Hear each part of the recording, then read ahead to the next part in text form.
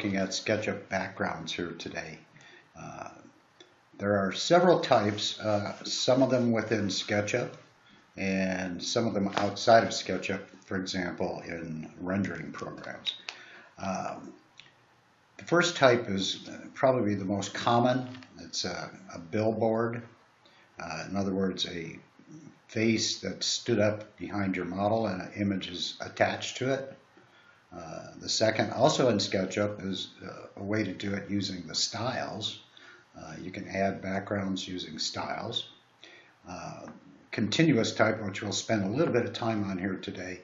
I'll show you generally how to do it. You can also go to my website, sketchupacademy.com, to see a complete video on the entire construction of this type of background, which I'd recommend, because we won't have enough time to get to it. I think that whole video is about 40 minutes, 45 minutes long, so far more in depth. And then the last type is the kind you can add in rendering programs. I have two that I'll show you here today where you can. One where it's a static rendering, in other words, a photographic rendering, and the other is a animated type rendering program. The static one actually gives you the opportunity to shift and move around your background, while the static one, you have a limitation as to what you can do there. So get on with it. We'll look at this little house. This is just a typical SketchUp model. I have added some ground here.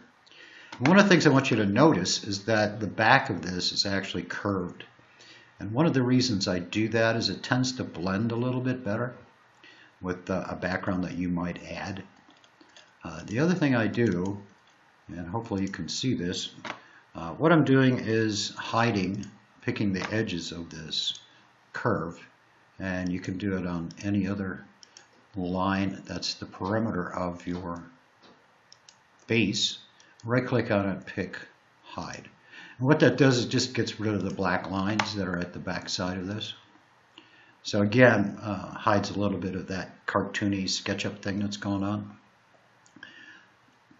The first one we'll look at is what we talked about initially, or on my list initially. I guess it's not on my list, it's actually at the bottom, but it's the one I want to go over first.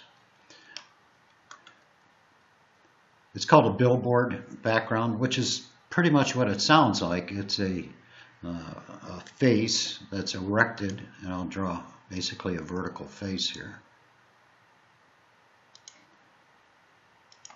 This will probably have to be a bit bigger, so I'm going to stretch this out using the move tool, probably in every direction here. So you can just start out with something, doesn't matter, and just make it bigger. That's using the move tool. So with the move tool I can move an edge and it'll make that face larger. So I have that. Make sure you stay on axes with these, obviously. That's just the face. If you look at this in this working view that I have here, one of the negatives to this for me is that you can see it not necessarily covers the whole model. So I'd have to make this bigger yet. So you're going to have to look at this and see. Obviously the bottom is a little short. So use the move tool and drag that down. And I'm going to make the top a little taller yet. I can stay on that blue axis. There we go. Now the shortcomings of this is that if I look at this from another viewpoint, you can see that billboard's gone, but we'll take a look at how this works. It's okay for something that's kind of static, or you're just doing maybe a rendering, or you just want a single view with that background in it. Normally what I do with this is I will take and put that whole thing on a layer. I've made a layer called Billboard, and right now it's on Billboard, so we're good. If it's not, make sure you put that on the layer Billboard.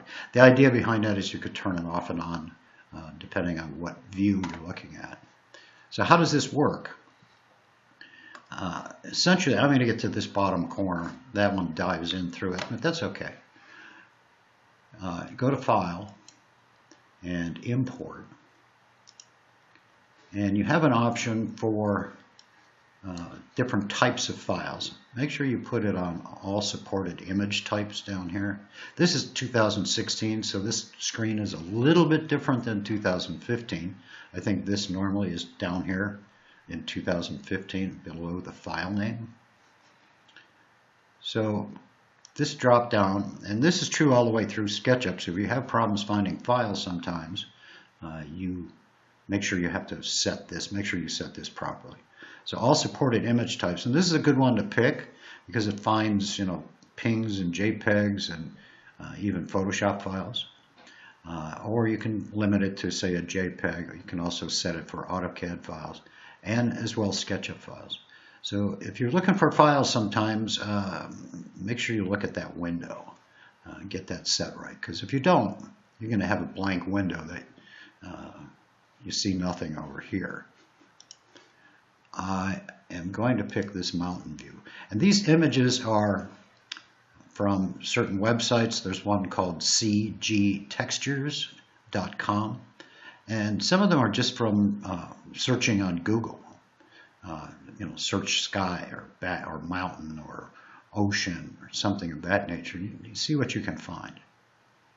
You go to import. What it's going to do is bring that image into the SketchUp model. If you're out here in space, you can see that little international no symbol.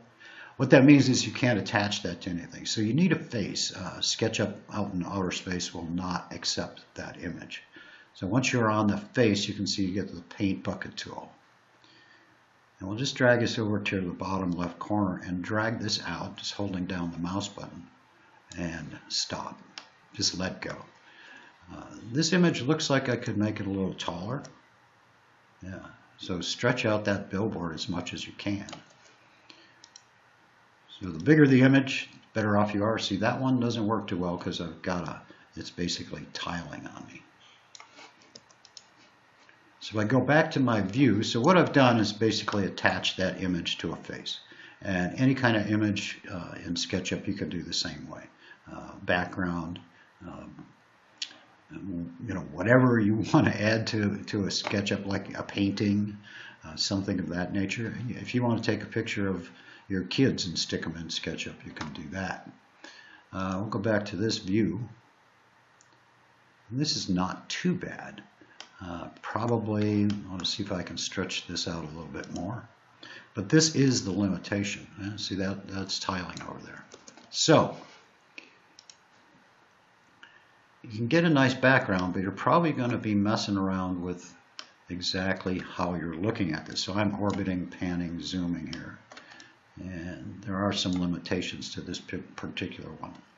I may, at times, and I don't know, I'll see if this will work here, I'm going to make a group of that background. So double click on it, make group. And you can see I actually can move this up. It's below the model surface. So there's a lot of manipulation. I'm going to try something here that I haven't tried for a while. I'm going to make a copy. So move, tap Control, go up here and make a copy of that and stick it over here. It's probably going to be a little bit funky. Sometimes I can try the scale tool and reverse this and now move it over. Might fit a little better. Not bad. It's a little symmetrical, but you can see you can, if you reverse the image, you can expand it somewhat. And it is symmetrical at that point, so it will work. I guess I wanted to keep that down lower. That doesn't work too well in the background, does it? So I'm going to want to move it. I'm just going to grab both of these and move them down. So I was better off the first time around.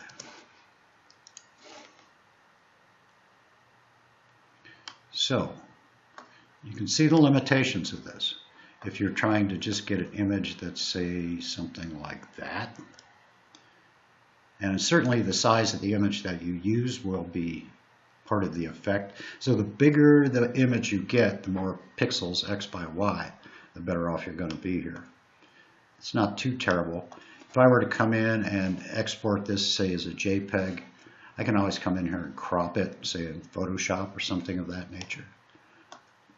The other negative here is that it is sort of static.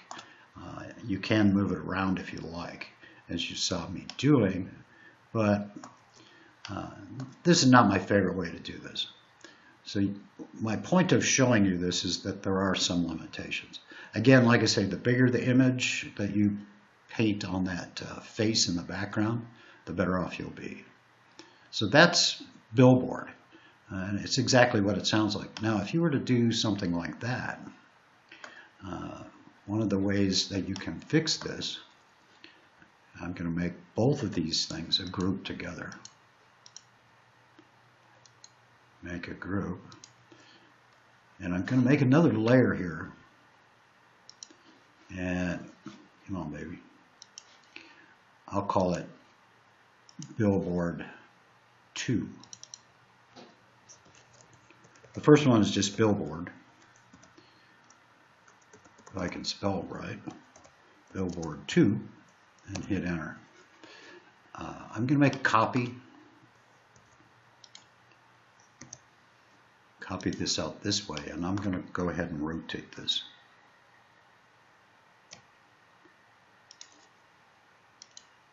"90 degrees. And hopefully by moving it over here, as you can see, you can start to play with this. Let's take a look at this now. If you get into a view like so, probably have to move this one in. So you can see there's a lot of messing around you have to do. If that one's on, I'm going to move that to layer Billboard 2. Just in case I want to have one on and the other one off. That's what that's all about.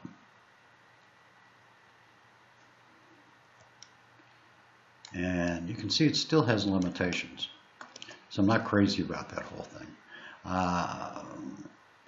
Play with that. The only thing I can say to you is that there are limitations to this. So I'm going to go ahead and turn these layers off. Hopefully I can find my layers box here. There we go. Sorry, it was covered up by the GoToWebinar guy. And I'm going to turn off Billboard 1. Oops, can't do that because it's the current layer. And 2. All right, so that's that. If you have questions about that, feel free to go ahead and ask. I think it's kind of messy because you have to continually play with that. The other way to do this is to use the styles. So as you may or may not be aware, SketchUp has styles that allow you to change the way the drawing looks, but it also has the opportunity to do what they call add watermarks. So in the styles dialogs, I want to move this over again. Styles. I don't know if you're familiar in 16, but you can hit this little push pin up here in the top right, and it'll keep these windows open. I do mine a little different because you probably in a default have a single tray, but I've actually developed numerous trays. And if you have questions about how to do that, feel free to ask. Okay, I want to go to styles. Sorry, I was in layers. Let's close these. Styles. Here's styles. I'm going to click on that little thumbtack so it doesn't go away. If you don't, I get out here on the screen, it closes again. So right now we're in engineering style, and that's fine. But if you go under the Edit tab, you'll see, let's see, it's the fourth one over. There's what's called watermark settings. And what this is, this adds images either over the top or behind your drawing. Some of the styles, if you've seen them, they have a texture on them, like burlap or paper or something of that nature. That's what's called a watermark. But you can also do watermarks. Saving here for a second. Click on plus to add one. But you can do watermarks that are a background as well. I've saved my backgrounds over here. That's not the backgrounds I'm looking for. Here we go. We'll go to that same background, mountains. You can see I've got quite a few. And one of the things I like to do is keep them in separate folders. If you look here again, I've got sky, I've got mountains, cities. JC Backgrounds is another place you can go. It's a website. It's called JC Backings. What these are actually theater backdrops. Some of these are actually photographs. Some of them are actually painted scenes, like you might see a giant canvas or something of that nature. Some are sky. So these are nothing but clouds, and maybe we'll actually do one of these. If you're just looking for a sky with some clouds in it, most of these I got just Googling the sky or clouds and on the web, and found ones that I like. Here's one that's called Big Clouds. I'll open it. Right now you can see it's thrown this image, let's see if I can move this, thrown this image over the top. That's what's called an overlay. So if you look in the Create Watermark box, there's background and there's overlay. Click on background. You can see what happened. It threw the image behind the model now. So the model is up front. Click on next. Here you can blend the background and the image if you want with this slider. So you can actually kind of play some games. See if I can make it do anything of value. So you can see the background is lightened up and the image is darkened. So depending where you put that, you can mess with that. Watermark 1 is what it's named right now. Just highlight that, and I'm just going to make it sky with clouds. You don't have to name it if you don't want, that's fine. Click on next. Stretch to fit screen. Yeah, we want that, but uncheck lock aspect ratio. Because what that does is it keeps the image that you picked up, keeps the dimensions of that the same. But we'd like that to cover the whole screen. So uncheck that. You see what happens. It expands this to fill the screen. You have tiled across screen, which is not so great. You get that.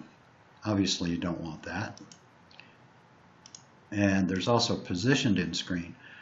This is good for title blocks, things like that, where you can actually pick any one of these 9 positions and put your watermark in that spot. I wouldn't, unless you're doing a title block or something like that, this doesn't make a lot of sense. But a title block could be a watermark. We'll go to next. We'll stretch to fit screen and finish. Over here in the Styles dialog box now, you've got a watermark called Sky with Clouds. You can either have that displayed by checking this box up here, display watermarks, or unchecking it makes it go away. So that would be essentially a different style. When you add a watermark to a style, you're actually changing that style or editing that style. And you can see in this upper box here, it's got the circling arrows. It's asking you to update that style. We'll go back to check display watermarks. Now what happens with this, let me get rid of this stuff here, turn those layers off. Let's see, billboard 2. If you have things out in front of the model, which is what you just saw, or out in front of the background, it's going to still show. I want to update this scene. That was the problem, is those layers were on in the normal scene. So I'll right-click on the Scene tab and pick Update. What you're going to notice over here on the right is that there's a little bar here called Model Space, and there's another, here's our current watermark. You can actually have numerous of these in here. Let's add another one. And I'll go to one. Let's go back to that one that says mountains. And we'll pick the same one and open that. And again, go to background. Go to, that's fine. lock aspect ratio, finish. Okay, so now you can see over here I actually have two watermarks. One says watermark 1. I could have renamed that. I think I can still do that. Yeah, we'll call this mountains.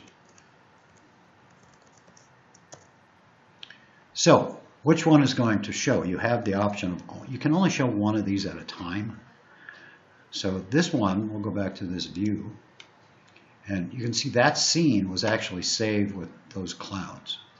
Hopefully I didn't eliminate this one that I just had. It looks like I did. Let's go back to this, get this again. Background, next, next, lock aspect ratio, finish. So what happens here? The watermark that's on top of this list is going to be the one that you currently see.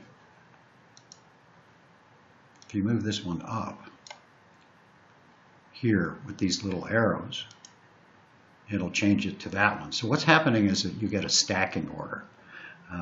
The one that's on top is going to be the one that's visible.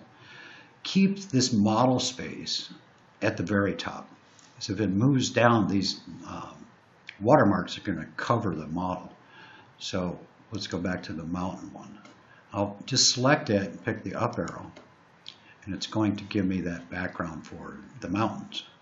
Vice versa, if I select the cloud one, pick it, go up, you can see the clouds show up. What I would recommend to you is to potentially make a style out of each one of these. So to do that, make sure I'm in the right place. Yeah, I can get that out of there. There's a little plus button over here that says create new style, and all I did was check on it. Now I have a whole mess of them, unfortunately. Let's just leave that alone for right now. But you can see you can add them. So this is a view from the interior. And you can see that works kind of nice. Now you have a background, you're looking out the window, and you can see that whole thing. I can orbit and rotate this model around or pan it, however I'd like to do. So I can get that view outside the way I'd like it to be. So these backgrounds work from both the exterior and from the interior. Now the negative to this one, the only negative, in my opinion, is that that background is completely static. So depending on where you put the model, that background can look different. For example, we could, hopefully this will work, I can see what I can get here. Change that background so we see a little more of the trees. But you can't really move the background because it's just out in space. It's just an image within the model. So if you're okay with that, this is a nice way to set up a background. Not a lot of work, obviously. You can always turn them off if you don't like it. But that's your typical SketchUp model, right? Might have some ground, might have some a building on that ground. The typical SketchUp background, right, is a blue sky and some green ground, which is when you open it, you're probably going to see that. Let's go to select and see what I can find. Simple style, like that. That's fine, but it's really cartoony. I don't think we want to do that. So I'll go back to the one I had, which is, let's see, in model. Lost it here. Go back to simple style. That's the one we're at. Where's engineering? We'll use woodworking. Now right now you can see that background's not there. I have to figure out where I was. It was on engineering. Should be in the in model portion. Where did that go? Sorry, I've lost the in model part of this. I don't know why. There it is. Got it. For some reason in 16 I end up with this stuff wandering off the page.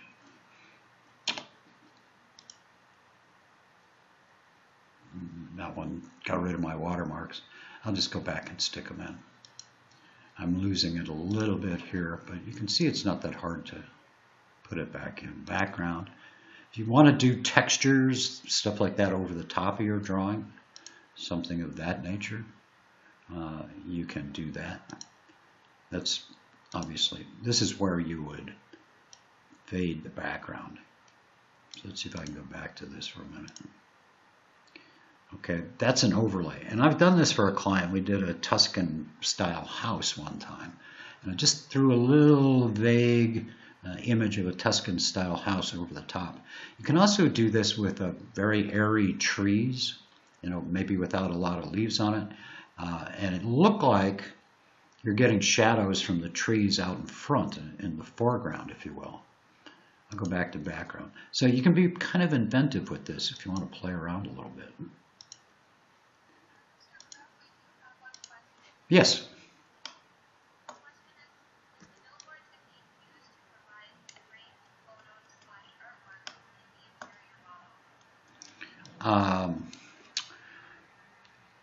If you're trying to put artwork, a picture of artwork, something of that nature, yeah. I mean, the only way you can bring an image into SketchUp is you need a face to put it on.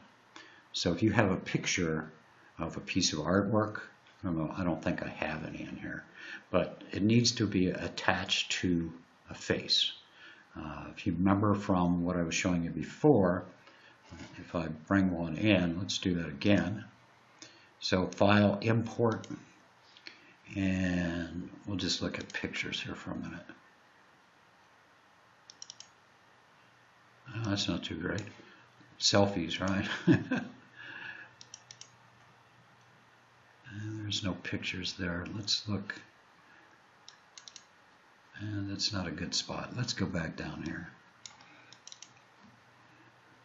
And we'll find something. So I got it under SketchUp Material Files. And you can use anything. Let's just use this picture of this family room. That can be a watermark as well, but we'll put that on Import. You can see when I come out here in space, it's not going to stick on anything. So go back and I'll build something simple, and you can work out the scale of this or change it after the fact. Let's see, this one was kind of wide. So I'm trying to come up with a similar proportion. So any kind of photograph you want to bring into SketchUp, you can do File, Import. I'm going to pick this family room for right now. And you pick Import. Make sure it's on all supported image types. Import. And then you can drag that in on that face. So if you want to reframe this, use the Move tool. Suck that up.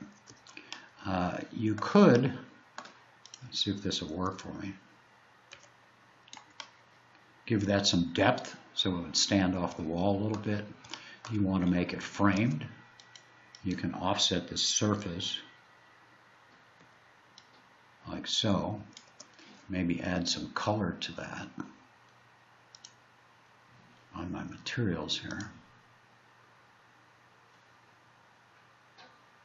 Let's get rid of this one. And let's get this one on top.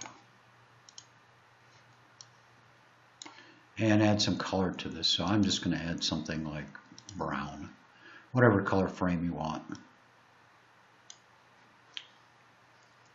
And do select, pick that color, use the bucket tool, and add a frame. So that's great. You could certainly paint the edges, but yeah, the answer to your question is yes. If you want to push-pull this back a little bit, give it some depth. Okay, so you can be kind of inventive here. I'll go ahead and color the edges. Hopefully it answers your question. That is the right answer. I would make a group out of this so you can move it around in one shot. Otherwise you've got a bunch of pieces. But now I can move this artwork. If it's too big, obviously this would be way too big. Use the scale tool and just shrink it down to something logical, something that fits on your wall. Okay? The image is what the image is. You're kind of stuck with that. Let me go back to something here. File, import. I want to show you this and make sure you have this checked. This is very important. When you import an image, there's several options here. The one you want typically is the one marked texture, and that's what we've been using currently. The other one is image. The difference between those two is that image, once you drag that in and you give it a certain size, you can't change the size of it. It is what it is, what it is. With texture, you can, as you just saw, I can stretch and move and change that all I want. New match photo I'll avoid for right now, but that's if you want to start doing photo matching, you can. This is how you would bring that in. But we're not talking about photo matching today. So hopefully that answers your question. I think that's pretty clear. I am going to just delete that guy. Okay, so right now we've got styles background. Like I said, you can create a foreground. I don't know if I've got one here that this will work for. Let's try another watermark. And styles. It's kind of weird because it's not doing what I want it to do. One of the little flaws in 16, in my opinion. Now I'll go back to styles. Where do we go? Oh, it's down here. Sorry. We can create another watermark, as you recall, and as a foreground. Let's see if I can find one that works for us here. And it might be a background that you've got. Let's look at trees. I've used something like this for a foreground. So you can see it's kind of light and airy, even though it's sort of dense. You can also edit these images. Oh, this is the one I like.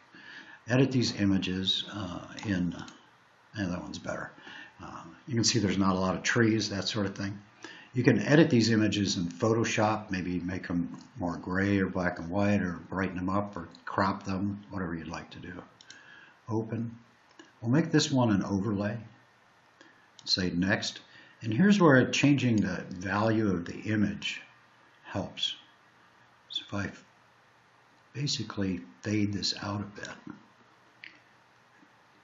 Well, let's see, I want to go the other direction. Okay, there you go. See how these trees are just kind of silhouetted on the house? That gives you the impression of shadows. You can also use something that's as simple as textures. Say you have a stucco building. If you get a picture of stucco and you do an overlay, you can actually add the texture. It's pretty realistic. This one gives you a little foreground, if you will. I've done this where it actually added some pretty neat texture to the building. I'm trying to get this a little more refined. Something like that. And then say next. We'll just leave the aspect. Well, let's unlock that and finish. So let's see, watermark 2, that's that one. So I actually now have a background and a foreground because they're independent of each other. It's not quite as effective as I want to be. I'm going to go back and see if I can't edit this one. I'm going to unlock that. Okay. It's a little better. Now it's not quite so overpowering. So I unchecked the lock aspect ratio. Let me see if I turn off the background. We're going to play around here just a little bit. I'm going to move. Let's see. I really don't like the fact that that's in front of the model. I guess it needs to be if it's a foreground. Never mind. So foreground, it's a little different in background. Obviously, the watermark's got to be in front of the model space, and the watermark in the background's got to be behind the model water space. I see. You're either both on or both off. If you don't want them at all, just uncheck this box. So you can see you can be a little bit inventive with this.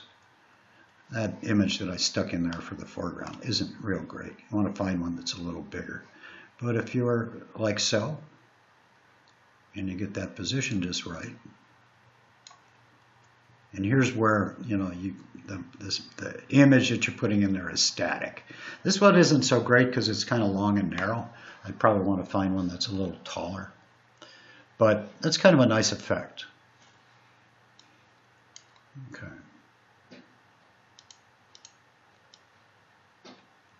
So let me get this out of the way for right now. Okay, so that's styles. The obvious advantage is it's real easy and you can change them at will. The disadvantage here is that they're static. And the only way to really fix things is to orbit the model around and even move the model up and down relative to that background. So you can see you can start exposing a little bit more of it if you like, but it's a lot of experimentation. It does work. I've used it a lot of times, and without the foreground it's maybe a little more effective in this case, but I kind of like the fact that it threw that lacy texture over the building. And like I say, pictures of stucco, pictures of maybe burlap, old crinkled paper, watercolor paper. And when you look at some of the styles that are actually already in SketchUp, let's get to manage. I want to get scenes back on.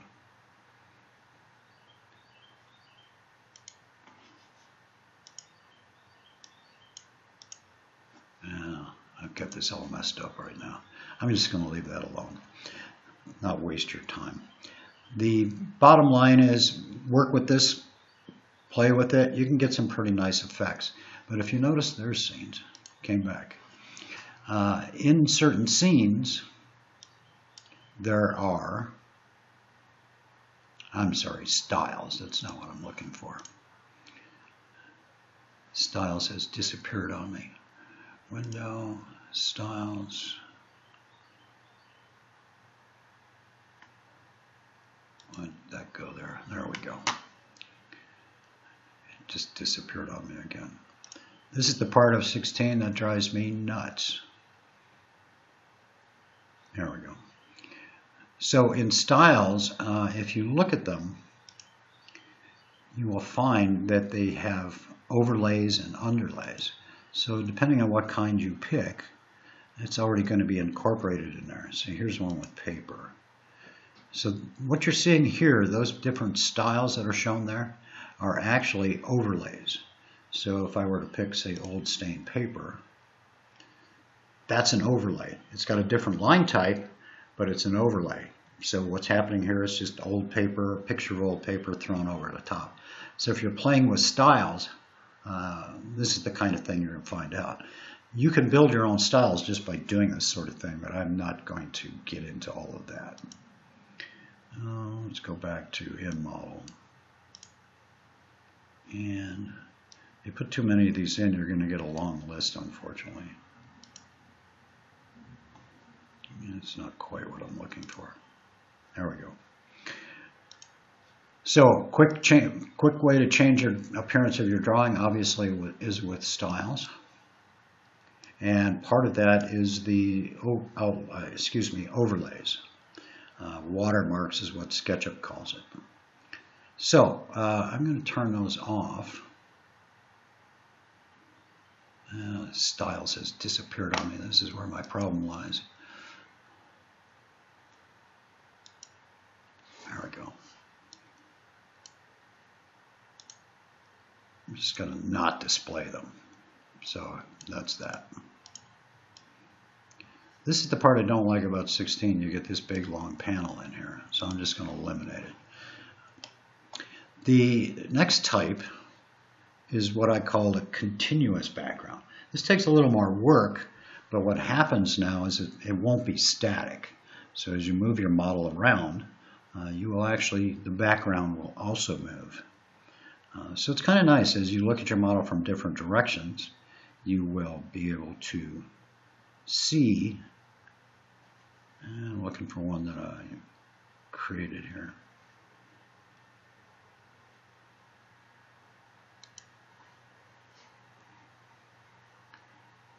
I think this is the one I'm looking for. Let's take a second. Okay. This is a video from a program called Lumen RT3. Actually, this is Lumen RT3. What's happening here that I kind of like is that this is actually works just like SketchUp. Now you do have a limitation in terms of what those backgrounds are, but if you notice when I move this model around, the background changes with it. Let me see if I can find the background portion of this.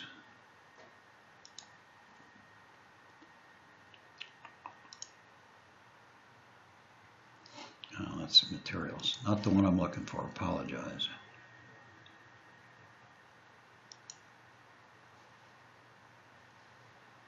It should give me a window. I'm losing that window.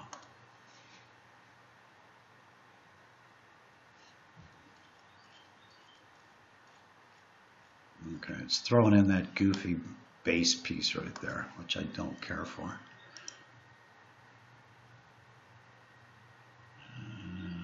I don't know why I'm losing it here, guys. I apologize. It should be this. Terrain. That's ocean. Add body water. Here we go. Load terrain. So, it's a little complex sometimes.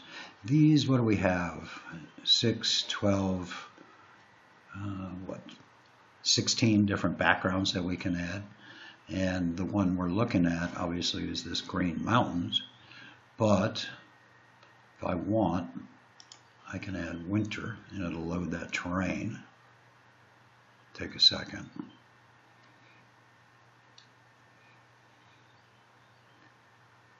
Still loading that terrain, but the nice part about this particular program, there's two really nice things. One is that it's pretty cheap, $4.95, and it does a lot of stuff for $4.95, believe me. There we go. So this is one I don't know that I'd ever use, but if you've got a winter scene, there it is. And like I say, there's a limitation. You've got, what, 16 of these? But the nice part is it does move. Come on. As you turn the model. I'm just holding down the left mouse button, just like you would in SketchUp to orbit. It's exactly the same. So this program emulates SketchUp.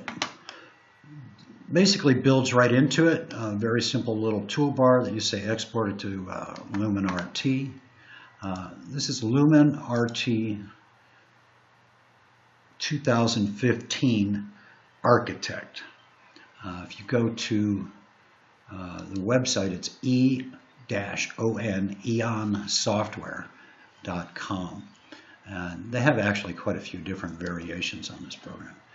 Depends how much money you want to spend. This is the least expensive, so I really like it just because of that. You can use the mouse. I'm just holding down the up key on the keyboard, and I can move in, and I can move left or right, and I'm not moving the mouse at all at this point.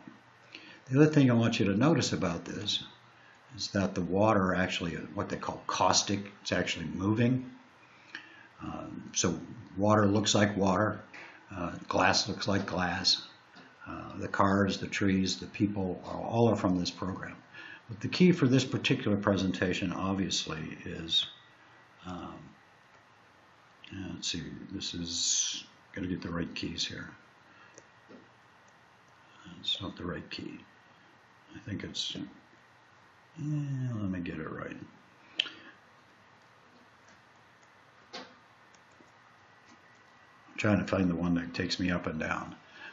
For some reason, I'm losing it right now. Can't remember which keys they are. But you can control it with your mouse, you control it with your keyboard as well.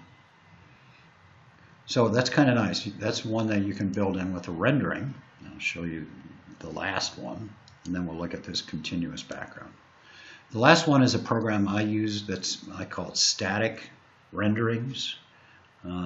They are, in my case, It's a program called iRender NXT, which I really like. Again, fairly reasonably priced, I think $5.95, something like that now, and you can actually get a subscription for annual $195 a year, which is actually a pretty good deal. They do update this program on a very regular basis, so whatever is new for that year you get. You don't have to pay for it again. Now, if I were to take this, this is their toolbar up here. It's fairly extensive, as you could see. The one that's a little clipboard is for setup options. And we'll just do, these are presets. We'll do exterior with sun. And up here you can see there's background and foreground.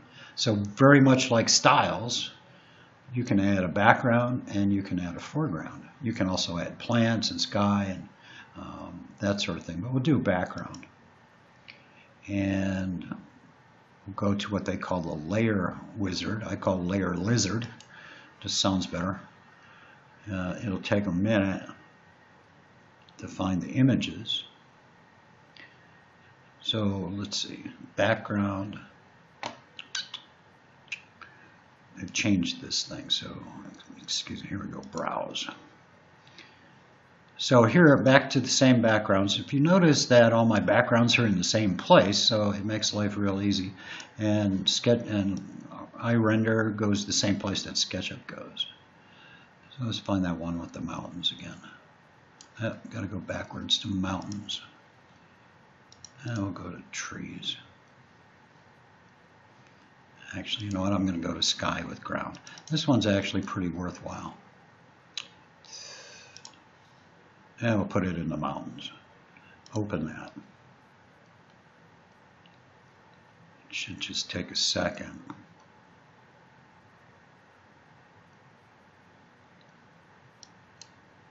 Please don't make a fool of me.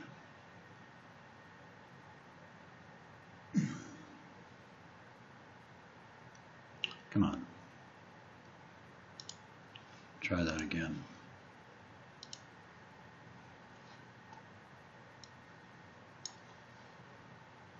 Normally that's just going to show up there behind this and you can move it around. I'm going to try this again. It seems to be a little hung up. Let's go to background maybe.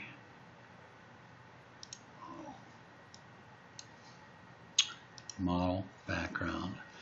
I'm sorry, they've changed this thing a little bit on me. But in any event, let's see if we can get this to work in a little bit. There would be a background behind this, and actually literally you can move the background around and position it where you want.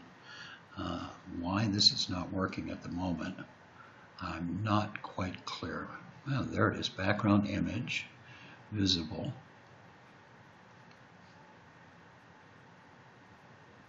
Okay, so this is all here. I'm going to get this to work if it kills me. There it is. Aha! So there's my background. I can move this background around in this program. So I can get the ground to show how I want. I can stretch this out. I can pretty much make this however I want it to be. It's just going to show up with the model in its current position. You can stretch this kind of, let me find it here, in perspective. So there's a distortion. I can actually create, let's see if I can get anything out of this. You can see the idea. This isn't a very good image to do this with. But if you had an image, say, of a city street, something of that nature, and you wanted to use that for a background, you can actually line it up with your building so that it looks like they're running in the same direction. So the nice part of this one is you have some control over this. And if you don't like this background, you can just clear this one out just by going to, I think, clear. Yeah, that was our other background there. It's kind of a funky background. No wonder it didn't want to show that. So that's iRender NXT. I will show you a couple examples of how that works. Let's see.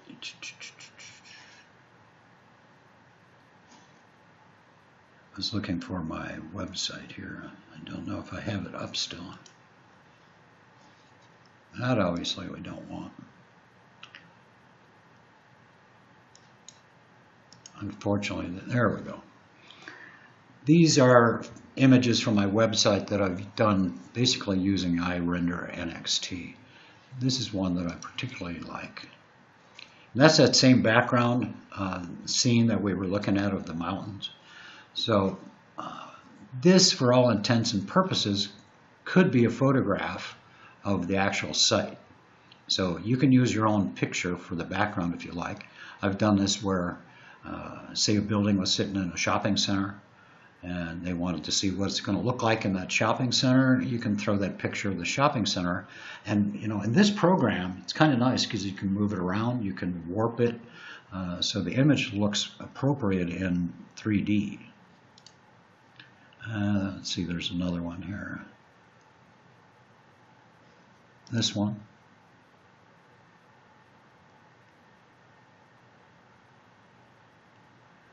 So that's a background. This house was in Costa Rica, and it was in a mountainous area. So I've never been there. In fact, I never met the client, but she gave me a little direction as to where it was in Google Earth, and looked at it and found it was very forested, very hilly. So I threw that background in. You can see how much more realistic that can look. It'll also render the trees and the people quite nicely. Rendering of that sort probably takes maybe, unfortunately, 2-3 hours to do, you know, to actually produce, but it's worth your time. What I usually tell people is go ahead and start running the rendering and then go to bed and come up in the morning and see what you got. I'll show you one more. Maybe not. Well, here's one that's a regular SketchUp model. There's a similar situation. And I think that's the same mountain background. So what I found is I can use backgrounds in a lot of different cases in different models. So there's another background. These are done in that iRender NXT, and you can move that around. Okay, so that's static rendering. So how do we do this whole, I find the one I'm looking for. Let's see, maybe it's in this one. Nope, that's the one we just looked at. Looking for one that's a movie that I have. Let's go ahead and look at it here. So this is my website, if you haven't figured that out. I've got tutorials in it, images like you're seeing here, one that's for movies. And this is the one I want to look at. I get this bigger. These are on YouTube, by the way. What I wanted you to see is what you, right in the beginning here. This is a cylinder that was built around the model, and this is what I'll show you how to do. And by the way, this is actually that video tutorial that will show you how to do this. We'll do this rather quickly, but you've got a little over a half hour, so we can get pretty far with it. If you look at this, the beginning was just to show you how this is set up. And I'll play it. I'll get into this a little bit further, get into the model a little further. But if you look at this, you can see the background is moving with the model. And I can't move this because it's a video. But this is direct output from SketchUp. So if you went to, these are scenes. So this is created with scenes. Then animated. So essentially you can export this. It's kind of funny because I got a question on YouTube just before this started whether you could create an animation out of this kind of thing. And I guess they weren't watching because obviously that's what this is. But what I like about this particular situation with that cylinder, I'll get past this a little bit further, is the background moves with the building. So it's not static, it's continuous. And this is, I think the most important kind of background, most valuable. So we'll show you how to do this. Let's stop this. Stop it. All right, so here's our little house again, and we have the house sitting on some land. Whatever terrain you want to do, if it's sitting on a hillside, really doesn't matter. I'm going to go ahead and turn the sun off here, just so that this is easier to use. By the way, if the sun's on and your model's getting really cranky on you, a good way to fix that is to turn the sun off. Turning the sun on, let's see, different scenes. I think this is the one. No, I guess none of these have the sun on. The scenes will maintain that sun. I'm going to turn off this watermark. Fine styles again.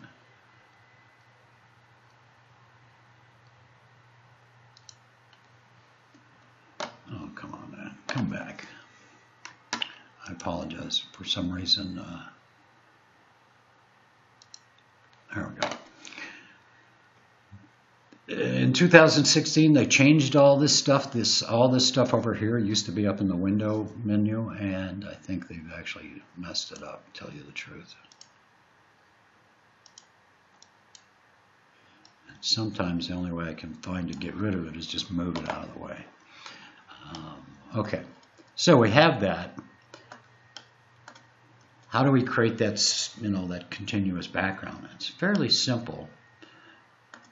What I want to do here is I'm going to get a line vertically coming out of this, somewhere centered on all of this stuff. Let's say there, and I'm just going to estimate it. I'm going to come straight up, and I'm going to look at this in plan view here eventually. So I need to create that little horizontal line, because when I get in plan, or top view, if you will, you're not going to see that end point. So I need to create something as a reference here. From this point, what I want to do is go to top view and parallel projection. So I get a dead flat plan. Here's where we start building the cylinder.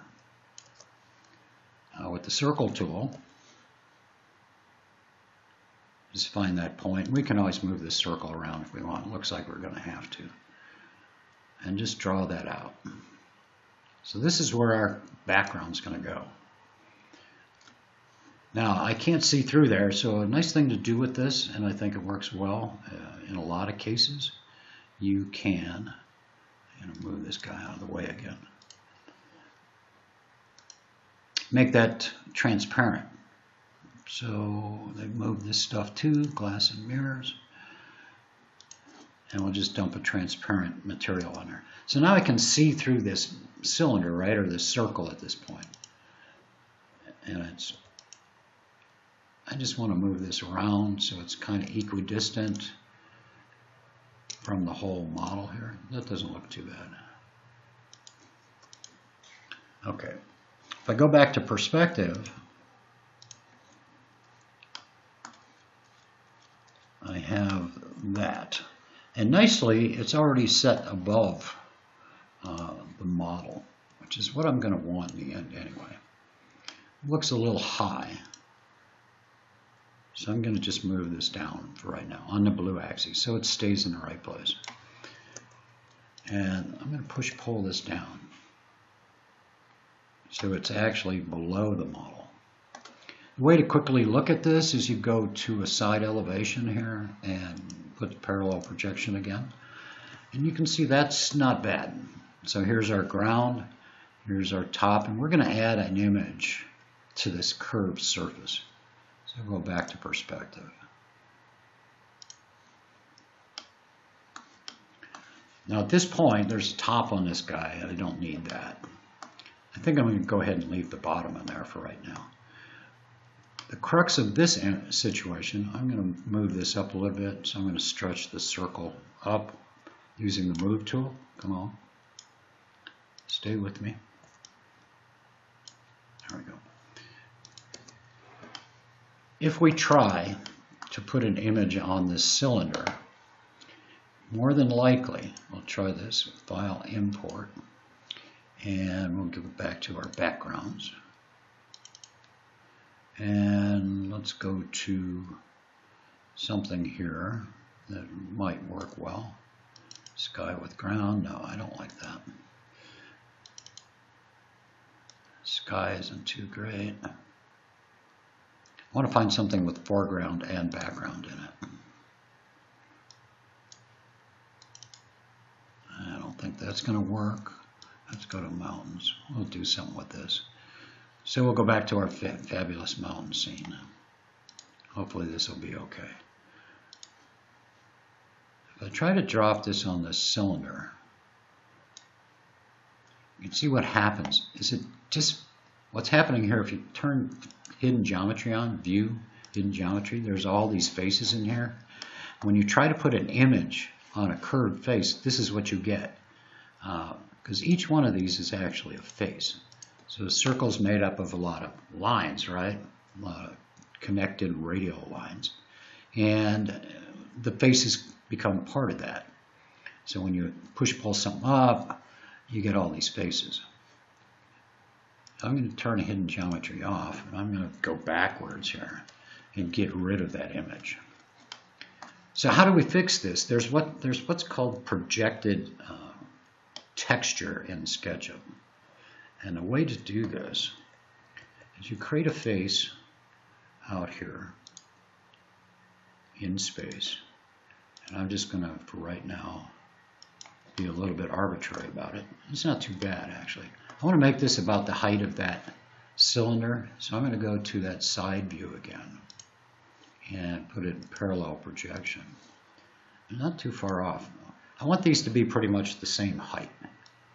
Pretty much is the key. Okay, so they pretty much match. I'm going to stretch this out a little bit. And this is my face that I'm going to put that image on. So go back to perspective just so I can see this a little better. I'm going to get rid of that line. What I have to do is put the image on this. I call that the canvas. Once I get the canvas or the image on this canvas, I can transfer it to the circle or this cylinder. So I'll go back to essentially what we just did before. Import, and I'm not sure that's going to work. This one's good. See how nice and long that is? That's a good type of image to use for this. Import. I'm going to drop it on that face. So actually that image looks like it's much bigger than that face. So I can pull this out until it starts to tile. There it is, right there. See how it tiled? That's really good for this process. If you get that really long panoramic image, fabulous for doing this, because we're going to wrap this around this whole cylinder. So how do I do that? This is a texture that's typical in SketchUp. If I right-click on this, there's an option here for texture. And if you go down this secondary dialog, there's one that's called projected. And that's what we want. We want that to be a projected image. And what that means is it'll project that image and wrap it around anything that's curved smoothly. So we'll make it projected. That's it. That's all I did. It's done. So that now is a projected image.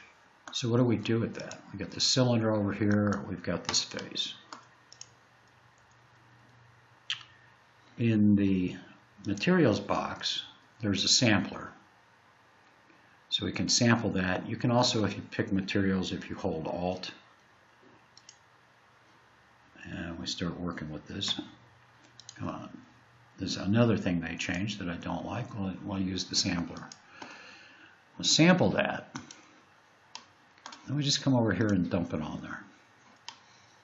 And what's happened, this one actually worked out pretty well, is it's thrown that image all the way around. This is right in here and just a little stretch. It's not too bad. This is actually pretty good. Because of this being so long, it went around this cylinder pretty well. You will have sometimes this kind of thing happening. Now we can fix that. Trying to see what that is. Looks like we got a little bit of black stuff up here. There we go. I just move this down, get rid of that. That's actually the bottom of this texture.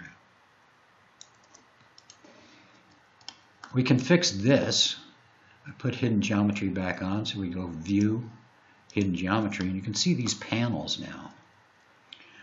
Now I can sample out of these panels and put it here, so I can kind of get rid of that. I'll use the material bucket. I'm going to tap Alt, get the sampler, and pick that one and dump it over here. Come on. Oh, you know what I need to do. I can't do that because this is all one texture, so as far as it's concerned, if I sample that, it's still the same texture. So what I do is right-click on it, and you can make unique texture. So what that does is it drags this texture out of this whole series, or out of this particular image. So make that a unique texture. So this one now is unique from the rest of this. Now I go to that sampler. I can steal that. Maybe I can dump it on another one here. Make unique texture. I'm going to right-click on it, make unique texture. I'm going to sample that and dump it over here. So it's not too bad. I'd probably mess with this a little bit more. I can also pick, right-click on it and pick texture in general, and then position. And I can actually move this texture around. Let's see, where do I want it? Kind of with that mountain. And I can stretch it with these pins. So what I'm doing, hopefully, I'm a little off still. Texture, position. Trying to stretch this a little bit. So you can play with that until you get what you want. So try to get, you know, all this lined up. I don't have time to mess with this too much more, but you can play with that. So you can see that funky stretch thing that was in there now is kind of gone. I can do the same thing over here, but I'll leave that alone. In, you know, difference to time. So I have that. Now I'm going to just move this thing out of the way so it's out of our view. That's our continuous background. So one thing's still kind of in the way. How do we make this work for us? I think somewhere along the line, yeah, last program we talked about scenes. So that's what we're going to do here. We're going to start to create some scenes. And I'm just going to spin this around and get in here, zoom in, orbit, pan this down, bring this up, get down here to where it makes sense. And let's turn off hidden geometry. You can see I'm a little above the ground here, so I'm going to move this whole thing down. And I'm probably going to have to adjust this a bit. Let's see if I can do that. No, that's not going to work. Let's see if I can move the cylinder up and make it work.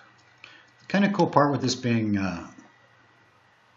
transparent like this is you can see through it, so you can see where you're at.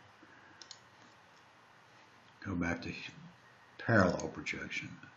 So there's a little fussing around you may have to do with this. Let's go ahead and move this up. And we'll go back to this working view. Okay, not too bad. So let's say we're going to zoom in a little bit. You can see this needs a little work up here in the sky. We'll zoom in a little bit on this. And, well, change this working view. I'll update this. So that's going to be my scene one. We'll save that as a new style. Update. Then with the whatever tools you want to use to move around in your model, just like you would in SketchUp normally. And I'm going to just try to walk around this building making scenes. So I'm going to set it there. You can go a fair amount of distance in SketchUp. You don't have to worry about how far you go for the most part. You can always fix it. I'm going to add a scene here. I'm going to orbit this around. You see right now that ground back there is kind of showing as bare. So I think here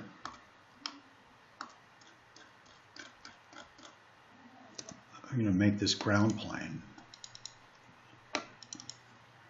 It's a group right now. I'm just going to grab all that stuff and stretch this out. So at times you're going to be fussing around with this, but that's okay. Once you get it set, you're in pretty good shape. Let's go to this view. Kind of lost that, didn't I? Oh, you know what? I moved the whole thing. That's what happened. I moved that whole plane. That's better. I didn't stretch it. That was my mistake. And while we're at it, I'm going to go ahead and stretch these out. I'm just using the move tool here, grabbing that edge and moving this out. So I want a little more ground plane. So what I'm after here. It's a little bit better. I think I'm going to add even more.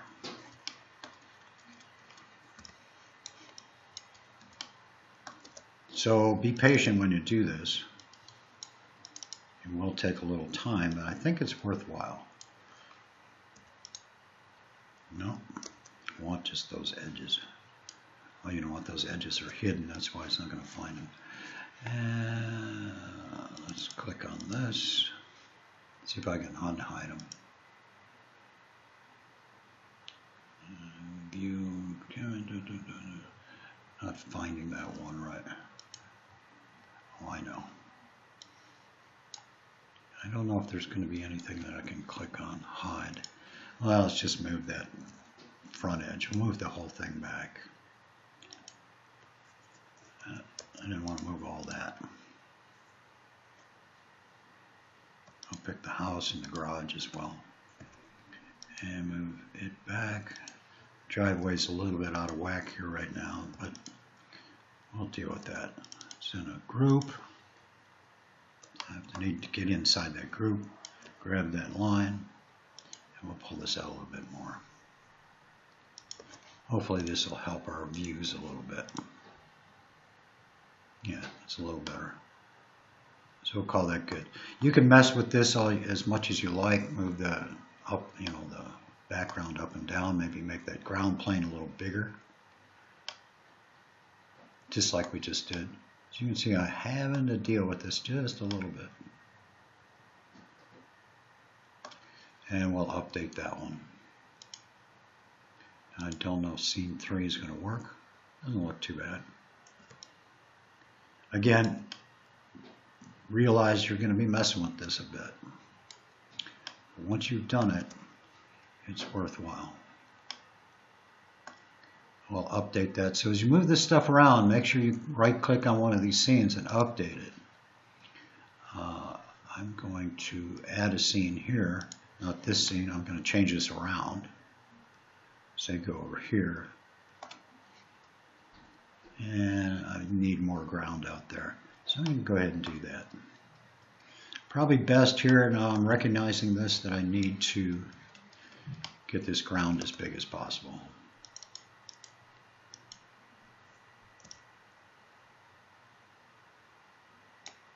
I'll do it on both sides, just fill this thing up. So just pick the edge, use the move tool, and stay on axis. Go back to scene 4 here. That's a little better. I'll turn this around.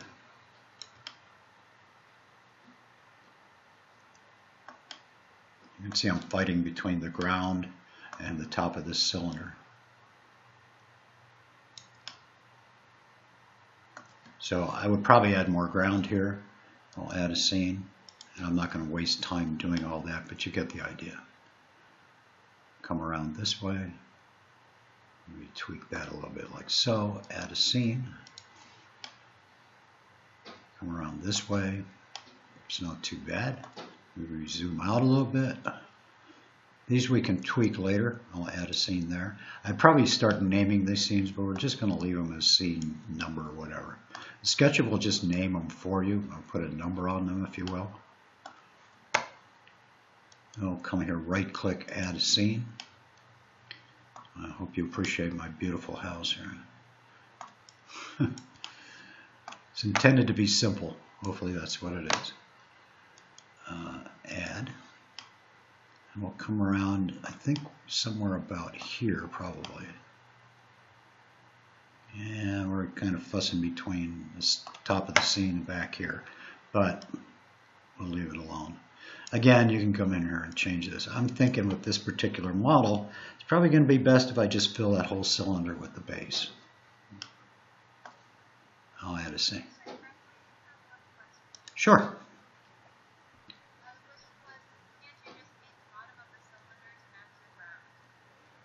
Yes, yes, you could. That's a very good point.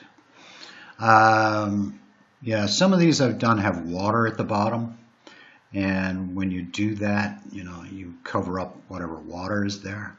So depends on the background. In this case, yes, you're absolutely right. That's a very good statement. I'll update this one. Thank you for that question. Good point. Do I have the bottom of the cylinder still? I think I do, right? Yeah. So we'll do that. Thanks for the help. Appreciate it. How's that? One of these I've done before actually had a lake down at the bottom of the image, and painting the whole ground actually created issues with that. But I think this will work pretty well. I'm going to right click on this first tab and play animation. And hopefully this will show you what I'm talking about. This has got a little pause in it apparently.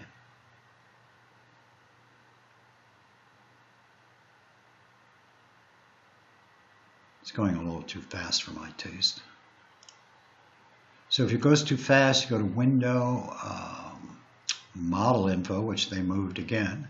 It used to be up here, now it's down here. Animation. And this is actually going pretty slow. I'll bump this up to 3.5 seconds. What that is transition time between scenes. So scenes are making an animation here for us. We'll go back to the first one. That's going to look a little strange initially. Right click, play animation. So the whole point of this is that the background, you can see it's moving with the scenes as you turn this. That cloud thing up there I certainly would work with. But you can stretch that background around, the texture.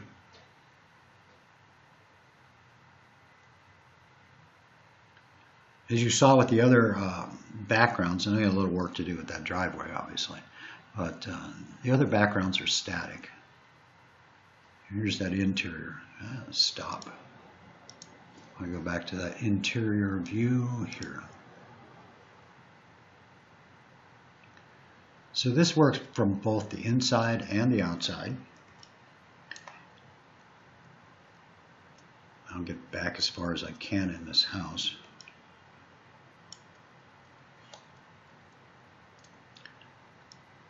I think that makes a pretty nice backdrop for your interior shots in SketchUp. See if I can go another spot over here in the kitchen. Too far.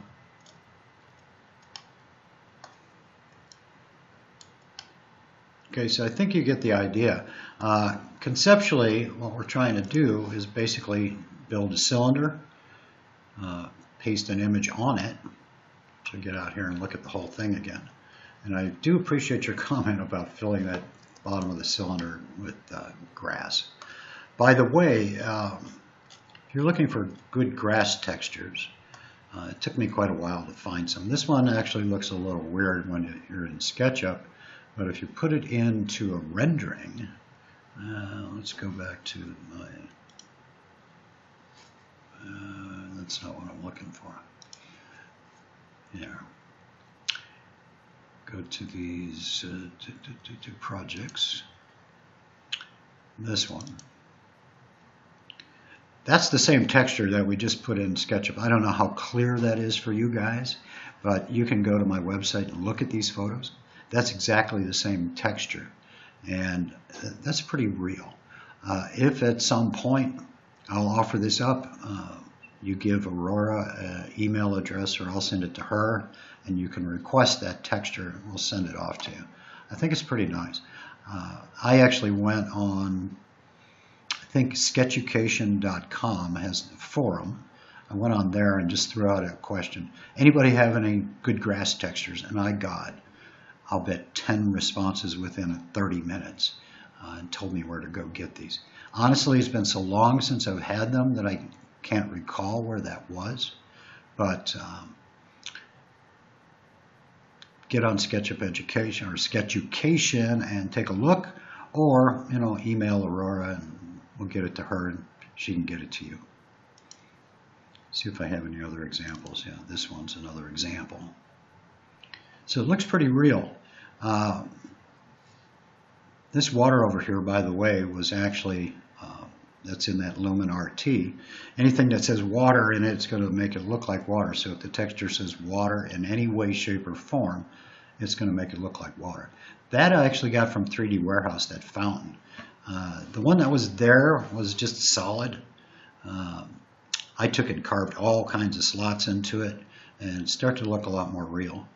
And if you look closely, I don't know if you can see, I actually put ripples in the water. So I get a little crazy with that.